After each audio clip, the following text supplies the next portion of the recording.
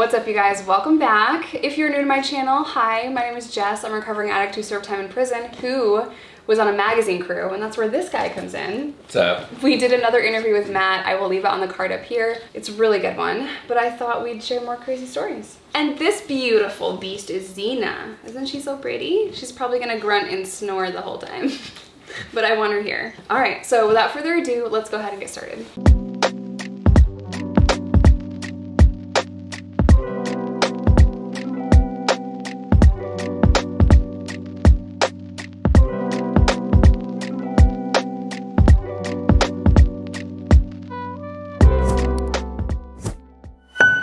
So for everyone that hasn't seen the first interview with you, can you give us like a quick overview of what Magazine Crew is? Bunch of 18 to 25-year-olds traveling the country, probably not in college or doing what they're supposed to do with their life. So somebody comes around and offers them a job, live in hotels and make cash and travel the country, and we sold magazines door to door. So there's a movie called American Honey that kind of depicts the lifestyle. Yeah, somewhat true. Can you tell us some... Pretty good. Can you tell us some crazy magazine stories? I mean, yeah. I have all day. I have plenty of time. I mean, I don't know where to start. I mean, day one's crazy.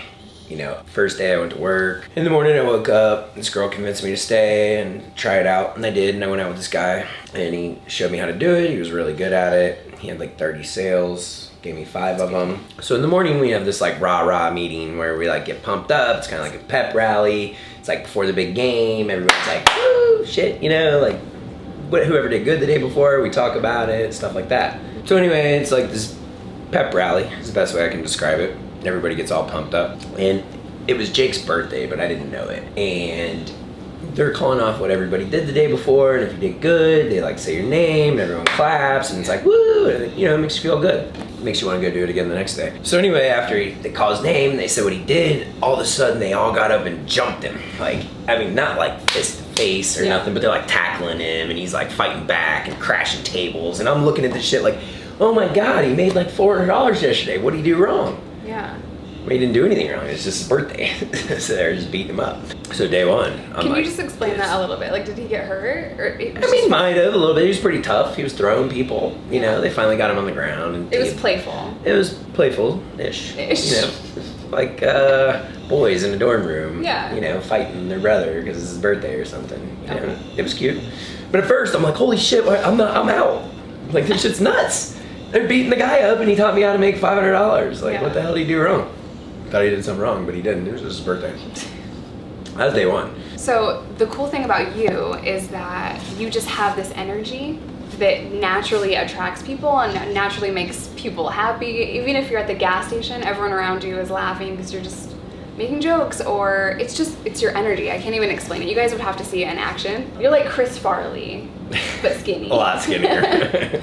Yeah, you're like a really small Chris Farley. Sure. Yeah, well, it was the job for me. I mean, it was like you could go and just be yourself and be completely crazy and get money. And the like crazier you were, the more money you got, the cooler you were, the more perks there were with it. You know, it was a lot of fun. My first like experience on Magazine Crew was just as crazy. I mean, people are screaming and running around, and I just thought it was super weird. And because I'm so introverted, I'm like, I'm not screaming in a circle. Like, that's crazy. Yeah, which is kind of the way we did it. But like, okay, so like my first week on crew, I'm in St. Louis, Missouri, and somebody that taught me, because like 4 or 5 people taught me how to do it, but one of the people that taught me like wrong. He like said he went to the local school, and he was like lived down the street. He was Kathy Miller's kid, and it's a very popular name. So he said she walked golden retrievers because it's a popular dog, and although nobody knew Kathy Miller or her dogs, everybody knew her because they didn't want to not know her. So they're like, oh yeah, we know Kathy. Oh wow. You know, so he's like, yeah, and I go to this school and I do this, and so I'm like, all right, one day I'm struggling, like doing it right, you know, and I'm like doing it the other way people taught me. So I'm like, all right, screw it. I'm going to say I went to this school. And so I'm like, yeah, I'm talking to this guy. And I'm like, yeah, I go to Columbia High. He's like, oh, he's like eating it up. And I'm like thinking he's like feeling it. And he's like, oh, come on in. I'm about to buy all this shit. And he's like, so I go in and he's like, so, you know, what year are you? I'm like, oh, I'm a junior, about to be a senior. He's like, oh, that's cool. He's like, that's weird though. He's like, because I'm the principal there and it's an all girls school. So I think I'd know you. That would be like, my luck. Okay, look, I'm sorry I lied. And I'm gonna leave now. He's like, yeah, you better, you know. And everyone knows around here, so cut that shit out. So, you know, learning experience not to do that. Because a lot of people did do that. They thought it was easier to kind of cheat and shit. And sometimes it might have been, but... I do want to pause you. So that's a bad spill where you're like lying and saying you go to a local school or a local college or whatever. That's not the right way to sell magazines. So a lot of people in not just magazines, any door-to-door sales company. Or sales period. Sales period. You know, they'll exaggerate or lie, and that's a bad spill. Luckily, I got my lesson quick. Yeah. I didn't do that anymore, ever. Not saying I never kind of manipulated the words to make them fit, but I didn't lie about it anymore. You know, I didn't want to get caught in it.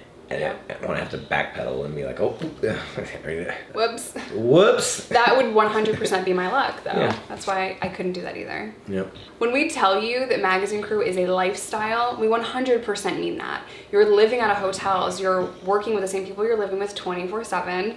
You're knocking on strangers' doors, talking to 100 strangers a day, and traveling the country. It's a whole lifestyle. Yep. So at what point did you go to prison? Been on crew for like 4 or 5 years, and I was supposed to get promoted, and they always promised you these promotions around Christmas or 4th of July. At times they're supposed to do it, and they actually gave me the promotion. And 2 weeks later, I was in St. Joseph, Missouri. I was dropping people off, picking them up. Supposed to be doing my job at that point was to drive people around and stuff. And instead, me and my friend Bobby went to a strip club, and the strip club was fun. There's this one guy there, and he was smoking weed with us all day. So we're like, go outside and smoke some weed. Like, he was hanging out with us. So we're like, hey, we're not from here. We need some weed. How do we get it? We switched dogs. This is Shug. They're his children. Okay, go ahead. So anyway, he's like, give us $100. Give me $100. We'll get you some weed. We gave him $100 because we were hanging out with him all day, drinking, smoking. We didn't think he was going to take off with our money. If he did, whatever, we made money, so it didn't really matter. But the drunker we got, he never came back. Then this strip club closed down, so we went to this other one up the street. When we walked in the door, you're sitting at the bar. And like sometimes when you go to the bar, you like give money, they like give you your drink, put the money on the table. So we walk up like, hey, where's our weed at? You know? He's like, oh, I gave your money to somebody, I was gonna bring it to you later. I'm like, well, the other bar closed, so when were you gonna do that? And he's just like backpedaling. Yeah. So he's like, all right, just give me a minute and they'll come and they'll give you your weed. Nobody ever came, so finally he's like, all right, just give me a ride to where they're at. All right, cool. So we're driving around this little town in Missouri. We're supposed to be picking people up. We're not. Bobby has a pregnant girlfriend, and she's out on doors, and it's December. It's freezing cold. It's like 9 o'clock at night. We're not doing our job. We should have been doing our job. We wouldn't have got in trouble. But we weren't doing our job, so we take him. We can't find the people. He's like, oh, they're somewhere. Finally, we just beat this guy up, and we pull back up at the strip club, and we dump him out of the car. So anyway, we beat the guy up, strip him naked, and it's in the parking lot of the strip club. And instead of leaving, we go back into this strip club. Wow, that was dumb. Yeah, pretty dumb. All of it was dumb. But I don't remember any of this, right? So I only know because I was told, and I read the discovery packet, and I went to court and stuff, and people told me what happened. So at this point, I don't really know what's going on. I just know because I was told. So anyway, we go back in the club, and we're in there for like an hour, and I vaguely remember this dancer coming up to me like, hey, the cops are outside going through your van. We're like, oh shit, what do we do? So we run to the back where the strippers change and do their whatever they do. And we hide in this closet and put all these clothes over us and like think we're safe. Because we are. We're like, wow, we can hear them and they're not finding us. And then all of a sudden the door opens and like guns are on us and they're like, oh, freeze, whatever. And then I just wake up in jail in Missouri and they're like, you have 2 felonies, strong arm robbery and aggravated assault. And I'm like, oh, I did it this time. I'm done. And I didn't even know what I'd done. So what was your last memory that night? Seeing him at the club and putting our arm around him, like, what's up, buddy? Yeah. You know, and him, like, giving us the shit and, like, telling us to go get it. And then we're in the back seat and he's, like, not finding the people. And I just turned around and punched him. And, like, yeah, that's really it. Yeah. Yeah. That sucks. Yeah, so I wake up in jail and spend, like, 4 months going to trial. And we're facing 22 years, 5 to 15 and a 1 to 7. And we're from out of state and, like, I'd been arrested quite a few times in my life at that time, but like for like driving and smoking weed and nothing serious yet. But they made us out to look like we're like career offenders and like, ow, that hurts. Well, so they make us out to be really bad people, which what we did wasn't right, but you know, we got ripped off. So in our mind, we were justified. So instead of making up some story like we didn't do it, when I finally did get in front of the judge, I'm like, look, I did it. I did what they said I did, but he did rip us off. And he had a warrant that night. He got arrested and beat up. Like, he went to the hospital and then jail.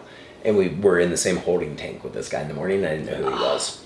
And Did he remember you? Yeah, yeah. He's staring at me, and everyone's like, what happened? What's going on here? And I'm like, I don't know. What the fuck's his problem? You know? Who's this guy? His problem is you freaking beat him up and made him stand in a parking lot naked. Yeah, it was bad. He went Poor deaf. guy.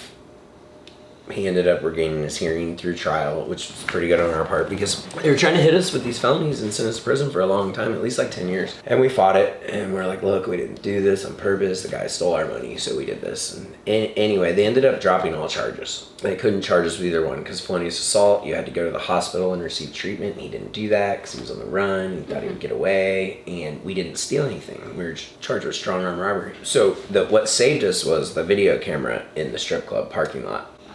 I'd seen us strip him naked and throw his things away. So we didn't take anything with us. So we didn't really steal anything. We just deprived him of his clothes for a minute. Yeah. So they recharged us with theft by force, which was a C felony, 1 to 7. And when I told my story to the judge, he seemed to have some sympathy and was like, yeah, young man, I'm going to do you a favor and give you 3 years in the Missouri Department of Corrections. And I'm like, a favor?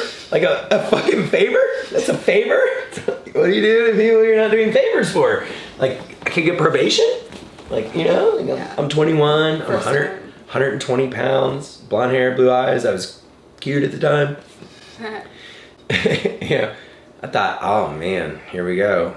All I'd ever known about prison was like Oz and like stories. I'm in a state where I don't know anybody. Mm-hmm. Like if I went to prison in Ohio, I would at least have like homies and like cousins and be like, you know, someone to look out for me. Mm-hmm. But it actually ended up being kind of in benefit to me because I didn't know anybody. Yeah. So I had no affiliations. I had no ties to nobody. I had no lead, you know, I didn't have to be loyal to anybody. I didn't have to do anything, just my time. And time we did. You know. Time we did. Yep. I had been arrested a lot of times and been to kid jail and like county jail all over, and everyone always told me, oh, you're gonna end up in prison.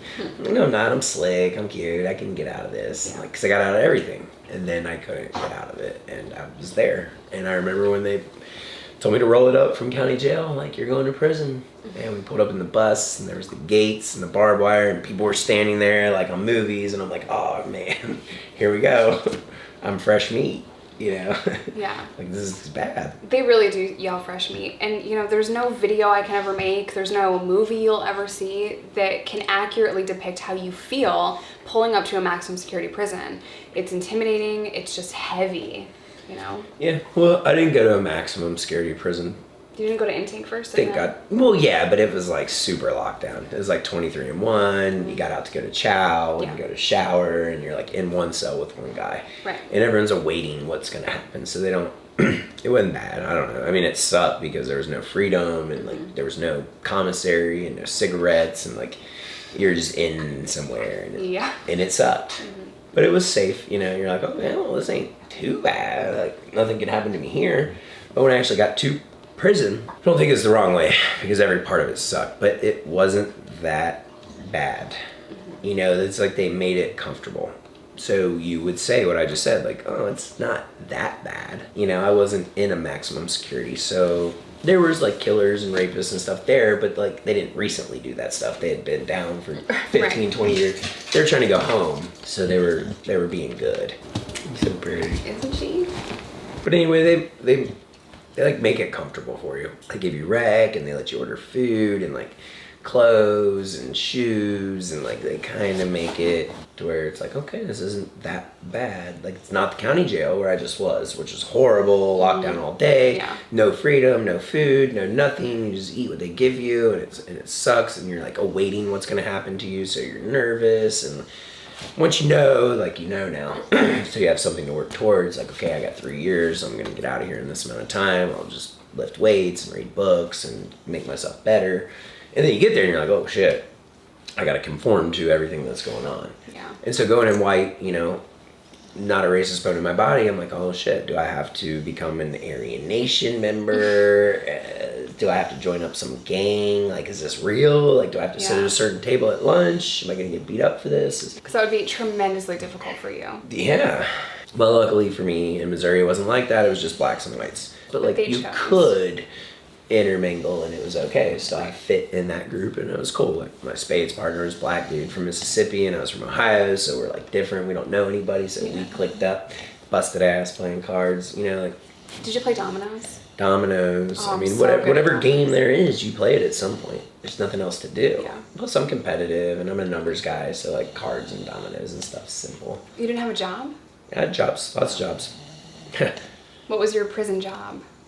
Well, first they put you in the cafeteria for 30 days, no matter what. You have to work. In Missouri, they do that. Yeah.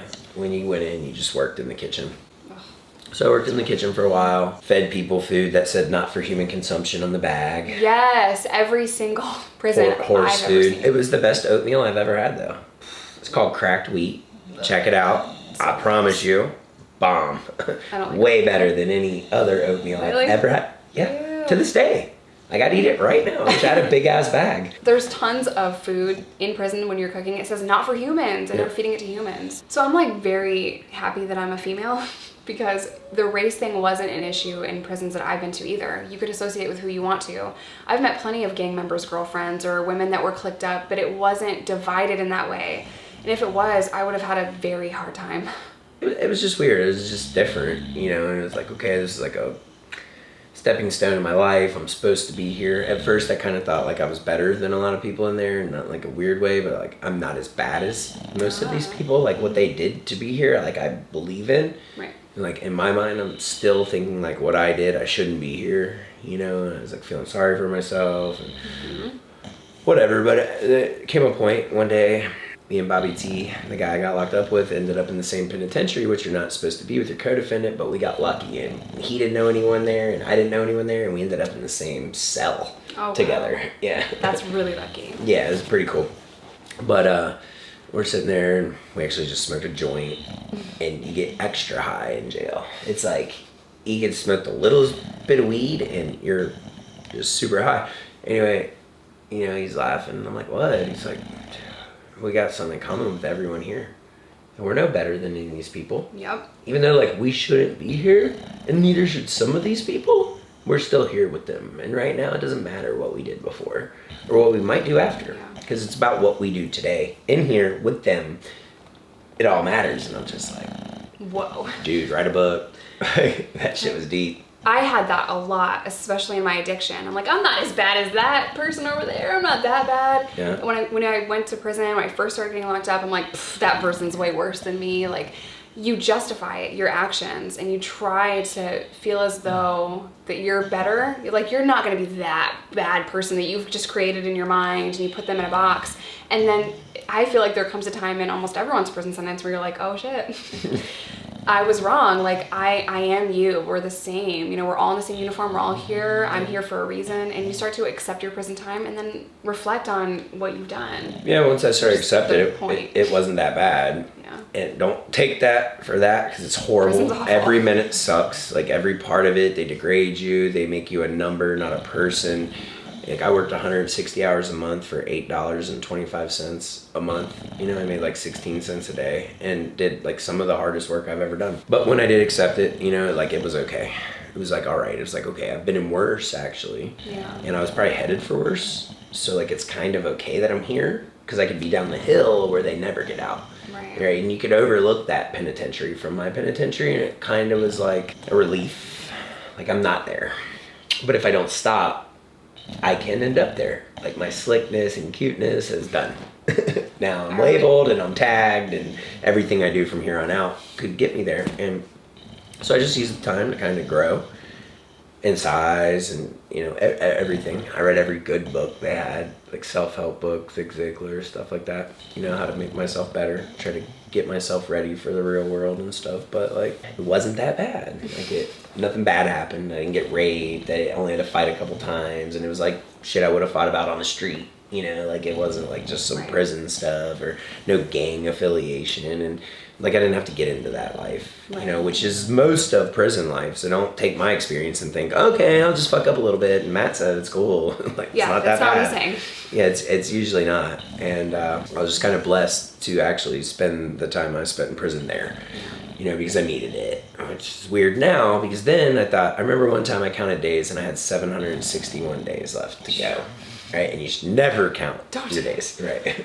But I did, and Looks like a lot. I'm like, this is never gonna end. Like you're like, oh, day 100, oh, I still have 691 days. You know, it's like it's never gonna end and never gonna end, and you get closer and closer, and then you're kind of get like scared, like, oh man, I'm about to go home. Like what? Yeah. You know, you get used to it, and I had different jobs and stuff, and like in the beginning it was the kitchen, and then I kind of learned how to maneuver myself and like manipulate the guards into I'm cool, and so they want to give me some like more responsibility, and like it's like, oh, people don't want to work in jail, but I did, because it made the monotonous of it like go away. So it's like, okay, if I go do this for 10 hours, I'm not here worried about what's going on, or like maybe getting into fights. I'm like working and I'm doing something, and even though I'm only making 16 cents today, I'm not sitting there 100% doing nothing. And so like the job's changed, and I went to school.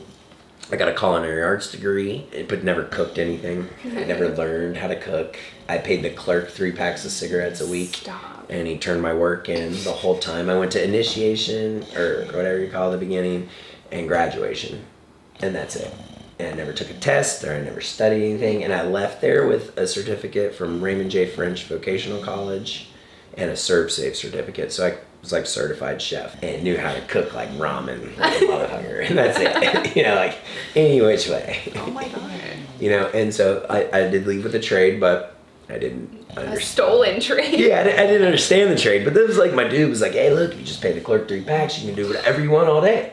On yards, you can go play handball, you can do whatever you want. That's a hustle. And leave with a certificate, and it's like it's like what most people did. Like some of the people took it serious, but I wish I did. I would take it. I would know how to cook now. You know, like I mean, I do kind of know how to cook now, but like Yeah. I had to teach myself. But how did I learn? They teach you like internal temperatures of this, and like what this has to be at, and how to serve seafood. Like you could really be a chef after that. I could just see that going terribly wrong, where someone just pays for it and then gets a job at a restaurant and like. Oh, I thought about taking the certificates in, like okay. Oh my god. And then just like trying to be quick and like catch on. You serve some raw chicken and someone gets sick. Then you just get fired. Whatever. So Pull I off want again. to back up a little bit. You said that you were smoking weed. How did the weed get brought in? There's weed in prison? Yeah. Oh yeah. Funny. Before that, when I got out of prison in my first piss test, my parole officer, he tested me and he said, dude, you're dirty for marijuana. You've been out 9 hours. How are you dirty? I'm like, I'm not fucking dirty now. I'm dirty from prison. I was smoking pot the whole time I was in there. And he just gave me the spiel how he'd been a PO for 23 years or something. And he's like, you're telling me there's pot in prison? I'm like, you're telling me you've been a PO for 23 years and you don't know this? There's weed in prison, there's crack, there's heroin. They have needles, they smoke stuff off foils and spoons. Yeah. Like, it's prison, dude. You don't know? Come on. You know, like, yes, there's all of that. What are you saying? He's like, okay, well, you have 30 days to get clean. I'm like, well, the weed's so good now, I don't know if I'll be clean in 30 days. Because I'm like, set myself up to fail the next drug test for pot. But regardless, back to jail. You know, I don't know how I got brought in. I was in Missouri, so I never got visits. So like that's one way, right? Or you get close to a guard, or you have someone on work release get it thrown on the side of the road, and they stick it in their anus. Suitcase. You know, whatever they swallow it and poop it out, and it's just different ways. I mean, it's not that difficult when you really think about it, but there was anything in there. And it was all super high priced and crazy, and like I couldn't understand people that would like do hard drugs because it was like $20 for like $1 worth, you know, or like $200 for $20 worth, and like so you're not even getting high. It's like crazy, and all of a sudden you're thousands of dollars in debt, and you're now what are you doing to get out of debt? You know, like, There's only 2 things you can do: so. pay the debt or PC. Like you're gonna have to Well, fight. there's a third thing. Fight. Give up your butt. Okay, get out. So yeah, people run up crazy debts in prison, and I know it seems so unusual if you've never been to prison to think there's drugs in every prison and there's gambling in prison, and it happens. That's why we need prison reform. That's why I'm so passionate about it, because it was very difficult for me to stay sober in prison. But I did it because I wanted to. I truly was done. When I was done, I was done. I knew that I was done. Sure. There was nothing that could have But you can't make enough money to like support an actual drug habit. Like marijuana was one thing, you know, I hustled, and by hustling I mean I sold marijuana, which was kind of scary. You know, I sold marijuana on the streets my whole life, and it was never that scary because I was like just marijuana.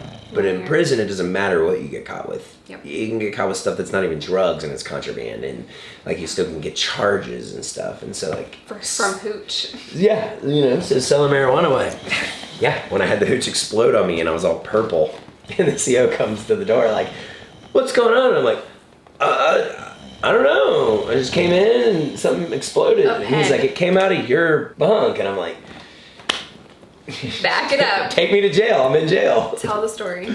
You know, we're making wine, and so everybody's bringing back their bread and sugar and fruit and stuff from Chow, and we're like making a big batch, and I think it was like New Year's, or it was, you know, something we wanted to celebrate in there because we celebrate still. So we're making this batch of hooch, and I didn't burp it.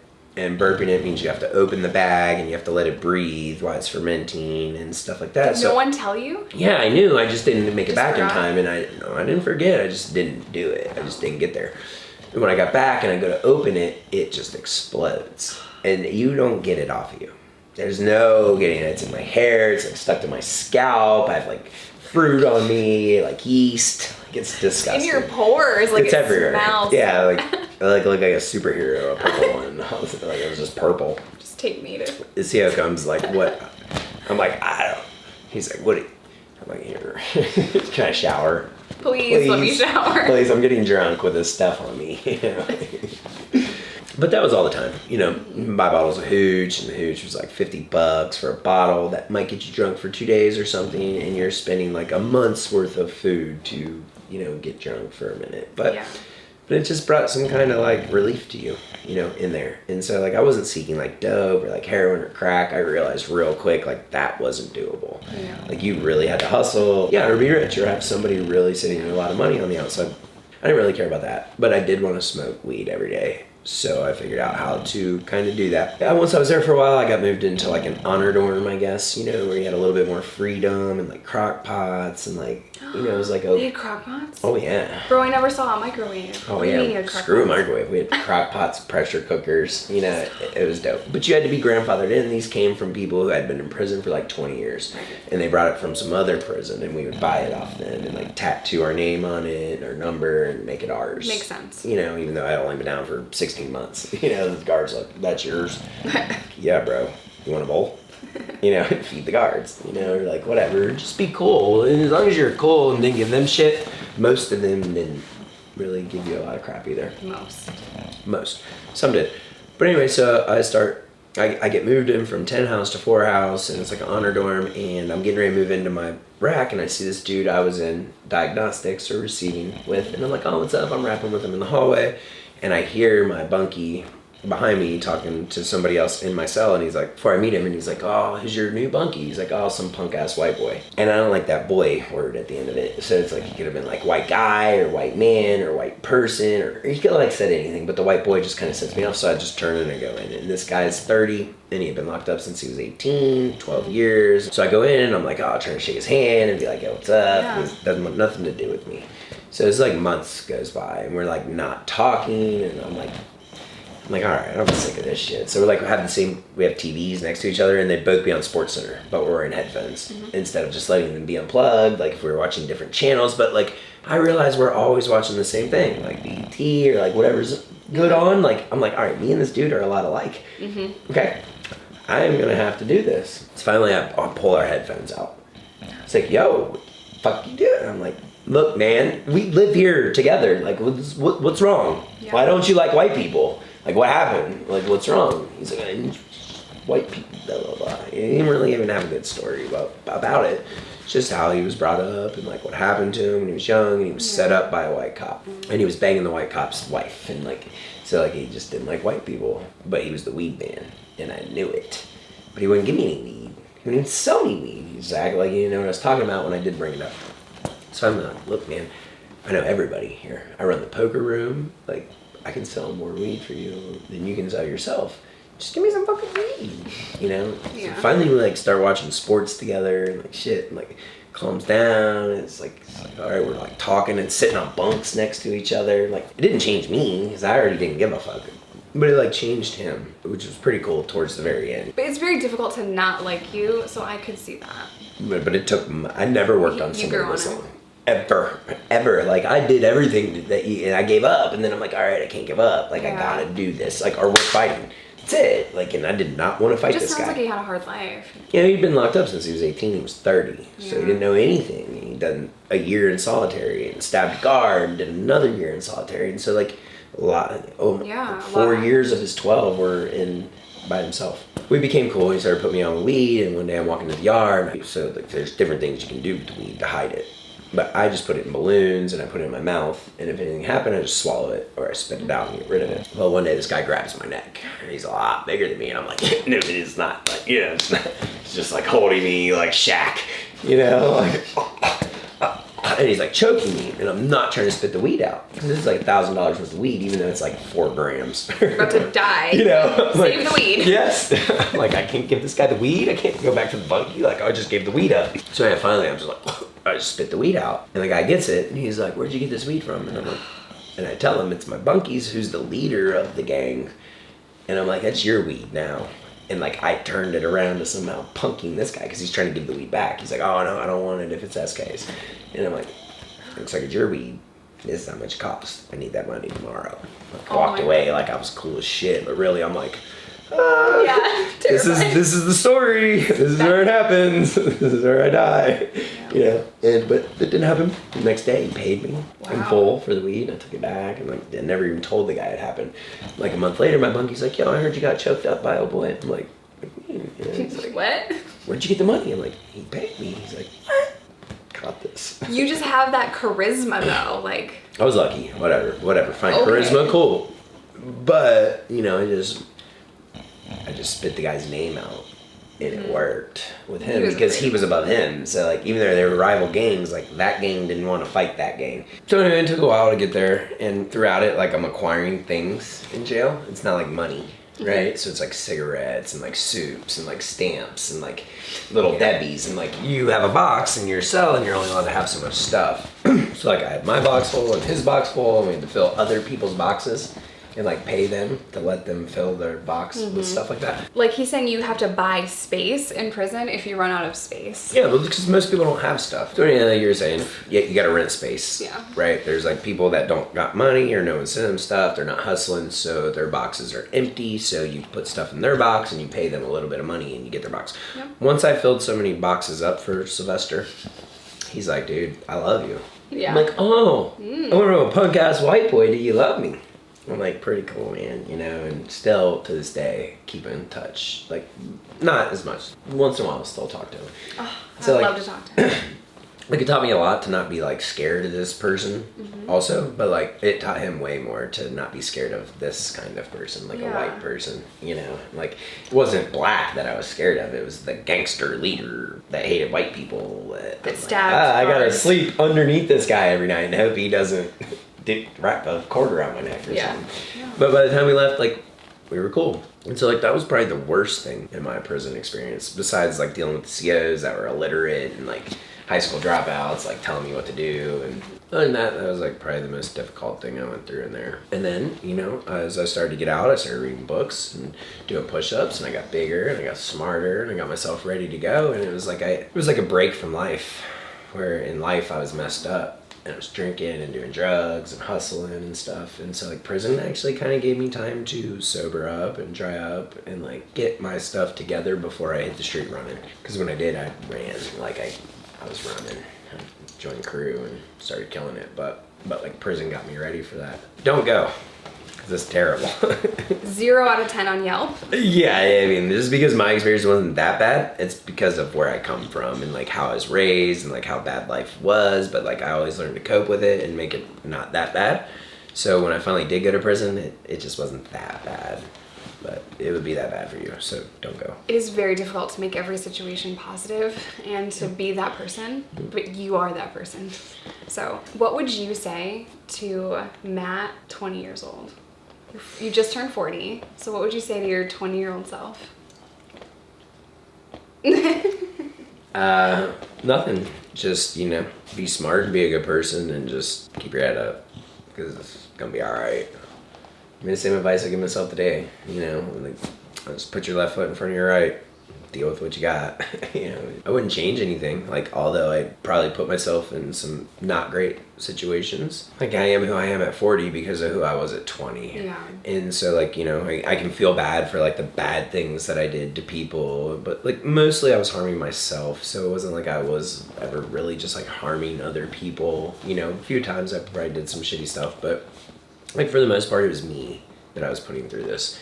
And I wouldn't be here today. Like, I wouldn't know all this stuff if I didn't go through all this stuff. So, I mean, I just tell them, keep it moving, man. You know, you're going to be all right.